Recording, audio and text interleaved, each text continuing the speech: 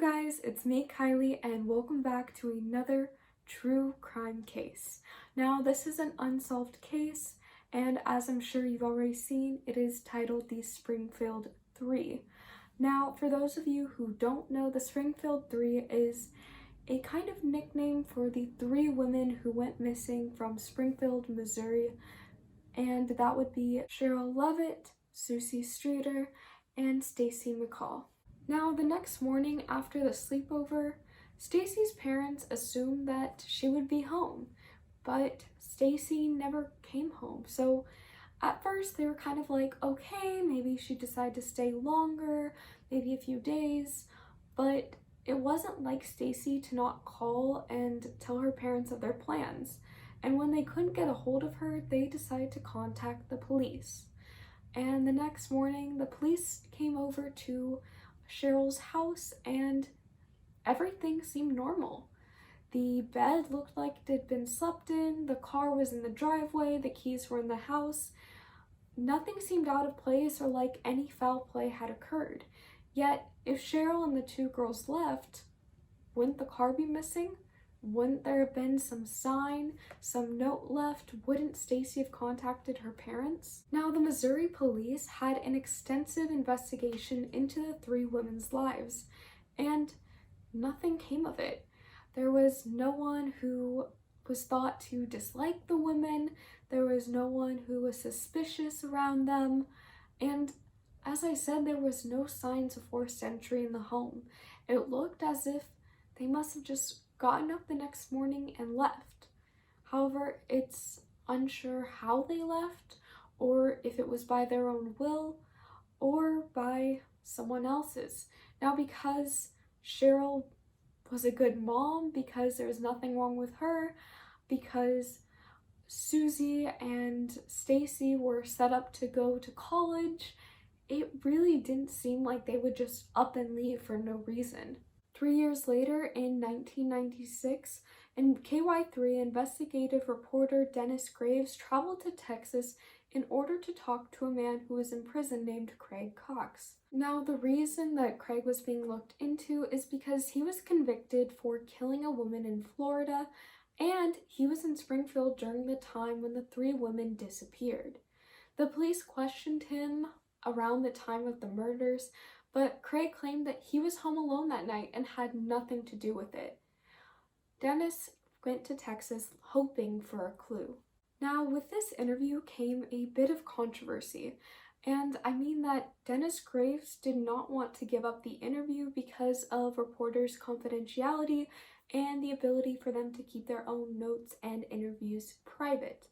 However, because this was part of such a pressing case, even after 4 years had passed, a judge forced him to reveal the tape. However, years later, it did come out that Craig had lied about his alibi that night, because when he said that he was at home, he said he was at home with his girlfriend, but it turns out that that alibi was a complete lie. Also, he has had numerous statements saying that he knows what happened to the three women or that the three women are dead, but who knows if this is just for attention, since he's already in prison for one murder, and sometimes convicted criminals have done that.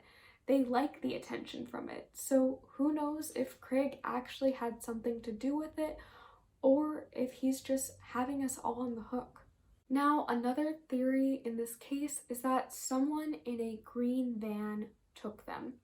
Now, this is because witnesses had said that there had been a green van lurking around the neighborhood around the time of the murders. And in 2002, they thought they possibly had a lead when two women claimed that there was a green van located in Webster County that two men owned. But when police came and checked that area, it turns out that there were bones there. Yet, after testing, those bones were too old to belong to any of the Springfield Three. In 2003, tips led investigators to go check out the south part of Cassville, which I'll put a picture up here, and using their tools, they went and they found two possible pieces of evidence. One which was speculated to be blood and the other which looked like part of a green vehicle, which would match up with what witnesses had claimed back in 1992. Now, this blood sample was tested, but sadly it came back inconclusive, and there wasn't much more said about the case until 2019. In 2019, Bart Streeter, the son of Cheryl Levette and the brother of Susan, was arrested for public intoxication. And he was also looked into regarding the disappearance of the Springfield Three, and he was considered a suspect. However, since then he has been ruled out. And I'm unsure as to why police decided to call him a suspect. I get that he was the brother and the son of one of the Springfield Three, but the thing is, besides the public intoxication, there didn't seem to be much that was suspicious about him, nor was he really looked into in the beginning. Even after 29 years, we still don't know about what happened to the Springfield Three. And Stacy's mother will not declare that her daughter is deceased until a body is found. And although this case is older, I would like to keep it at the forefront of all of our minds because Stacy and Cheryl and Susie all deserved better. They disappeared on a night that was supposed to be full of hope and happiness and joy, but were instead met with an unknown, possibly tragic fate. And these were all nice and caring and loving women with families and friends out there who are still hurting. And somewhere out there, someone knows something. Someone knows what happened to these three women. Someone knows what happened to the Springfield Three, and it is up to them to come forward and tell the truth, bring closure and justice to them. And I'm hoping you guys enjoyed this video. I hope you guys can keep sharing the case of the Springfield Three and keep their names alive. Have a great day, you guys. Thank you. I love you. And I appreciate you. I will see you next time.